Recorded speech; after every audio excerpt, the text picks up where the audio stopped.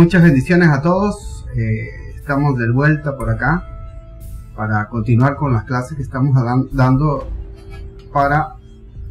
en colaboración con nuestro hermano Gamaliel y una escuela que se está abriendo para instruir a los hijos.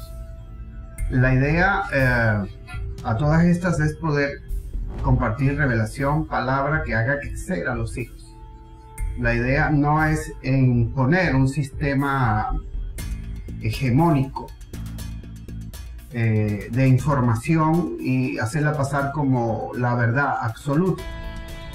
Cada hijo tendrá que hacer una retrospección de lo que se le enseña y de lo que escucha, y cada hijo tendrá que evaluar, por supuesto, todo aquello que se le está compartiendo. Como dice la escritura, hay que evaluarlo todo, escudriñar las cosas, desechar aquello que no está bien, aquello que no sirve y, por supuesto, seguir adelante. En la parte anterior, las clases que había dejado, esta vez tenemos una mejor imagen porque me agarró muy improviso, no estaba preparado para esto. Yo doy clases, pero como el sistema que uso, la plataforma de Zoom, usa una camarita sencilla, no las cámaras que yo poseo de televisión, que es muy diferente, cine alta, entonces por eso la diferencia, inclusive el sonido es diferente.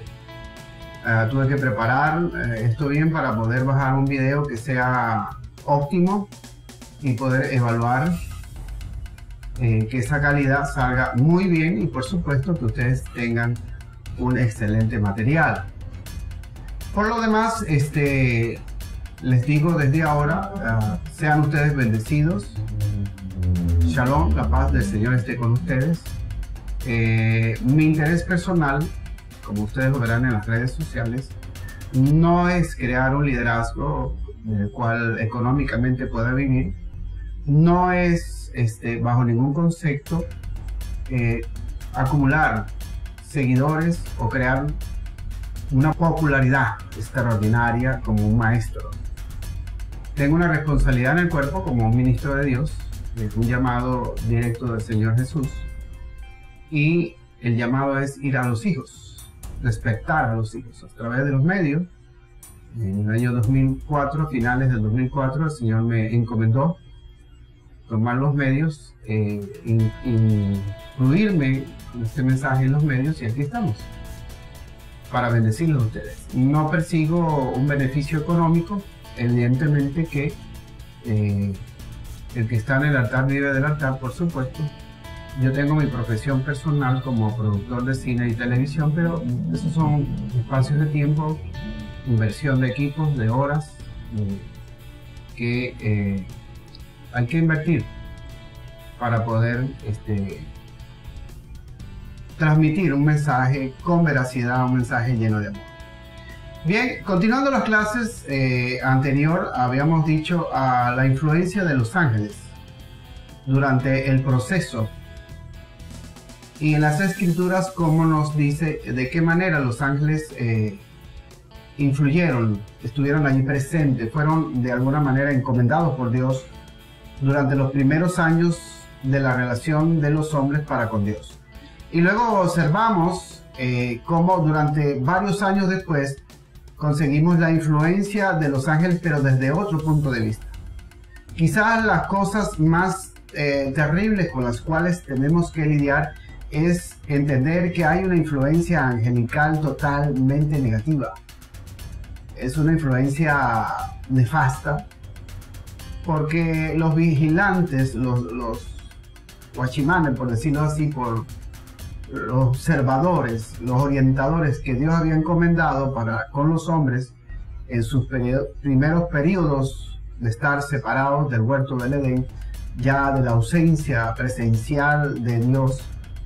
Entonces, muchos de esos ángeles incurrieron, como dicen las escrituras, en bajar de su gloria, contaminarse con las mujeres, como dicen algunos textos que se consiguen allí verazmente en el Qur'án, y que bueno, el mundo religioso ha descalificado, no lo quiere percibir, no lo recibe, no quiere recibir, reinterpreta esas palabras y no asume el resto de las demás escrituras que confirman que son valederas estas informaciones. Como veíamos en el caso anterior, hay más de 2 o 3 libros que por supuesto comentan la influencia angelical y la interacción cuando ellos abandonaron su gloria. No todos, hay que estar claro que no todos incurrieron en dicha falta. Y eso trajo como consecuencia, por supuesto, el trastocar la situación de relación espiritual entre Dios y el hombre. Por supuesto, los hombres asumieron que esa presencia angelical debería ser una gloria. Los asumieron como dioses, por supuesto. Una cosa es la gloria del hombre y otra cosa es la gloria de un ser angelical o espiritual. Y bajo esa premisa, pues, evidentemente, no podía haber una manera diferente de racionalizar aquello que estaba pasando. Vemos la influencia de los ángeles en todas las culturas, en las culturas mesoamericanas, en las culturas tolteca, azteca, inca.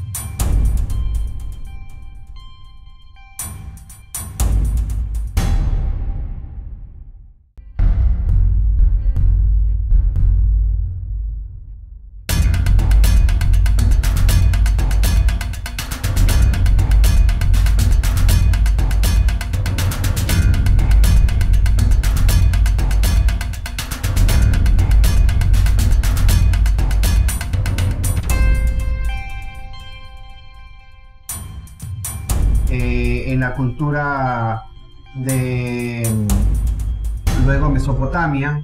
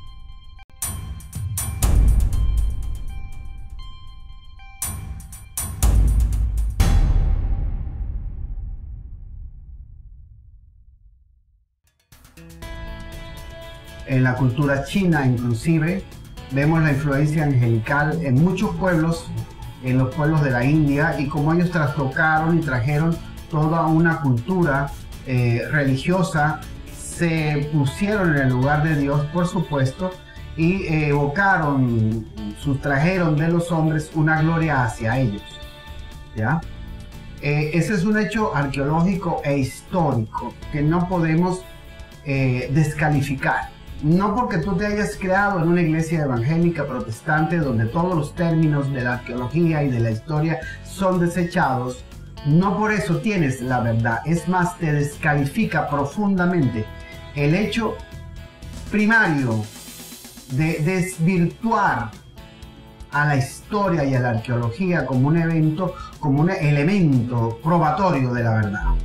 Cuando ya tú descalificas ese evento y esas pruebas arqueológicas y científicas de la influencia angelical en las culturas anteriores, por supuesto, estás negando una verdad. Y a lo que niegas una verdad, pues eres susceptible de negar cualquier otra verdad.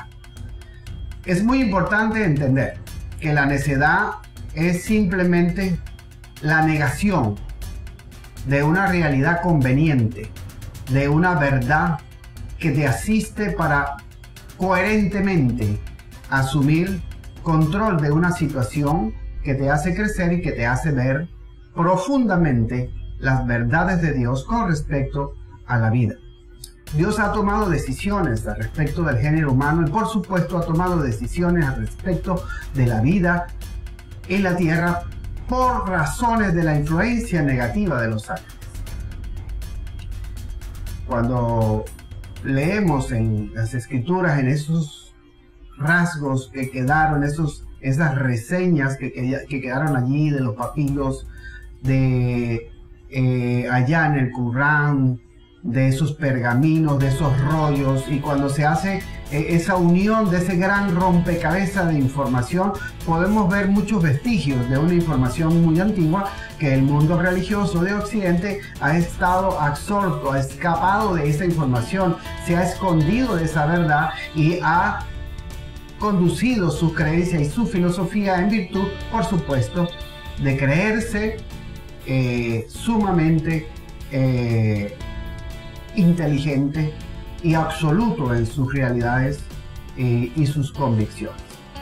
Quizás el peor error que pueda tener un religioso son sus propias convicciones al respecto de lo que define es la verdad, porque la convicción personal es la puerta que tranca a la revelación, cierra la ventana, cierra esa dimensión de luz que ya no se acerca porque estás con la puerta cerrada y tus convicciones mata la revelación que inclusive el Espíritu Santo pudiese traer a tu vida.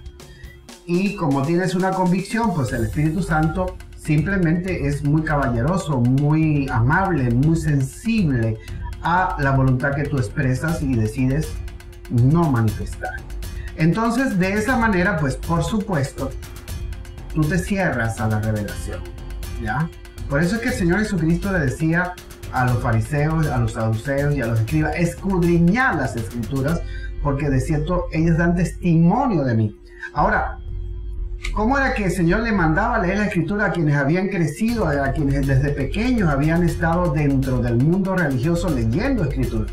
Es simple, porque como decíamos en la clase anterior, hay dos grandes eventos. El evento de los macabeos borrando, quitando, desgajando, mutilando el texto universal para poder imponerse ellos como sacerdotes que no tenían la autoridad de hacerlo, ni las escrituras le apoyaban, eliminando por supuesto esas profecías que hablaban de ese momento específico en el cual iban ellos a llegar. Por supuesto,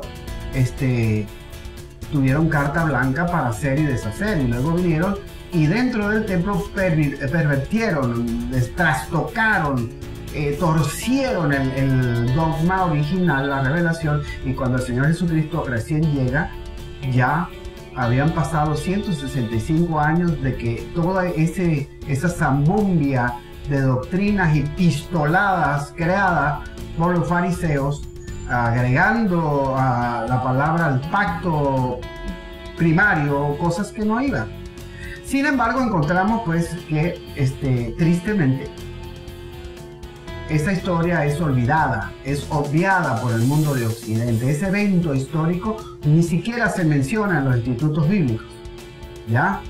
No, cuando uno estudia historia del pueblo judío, uno ve completamente que fue trastocado en el año 165 la autoridad sacerdotal que estaba dentro del templo, y toda la liturgia que había en el segundo templo fue sacada de orden. Se impuso una autoridad que era totalmente abominable, porque un sumo sacerdote tenía que tener un orden específico, ser nombrado bajo cierto esquema específico y no podía salir de allí. Y sin embargo, estas personas incurrieron en desgajar mutilar el texto y dejar solo aquellos 22 textos que habían sido traducidos, lo que nosotros conocemos como la Septuaginta.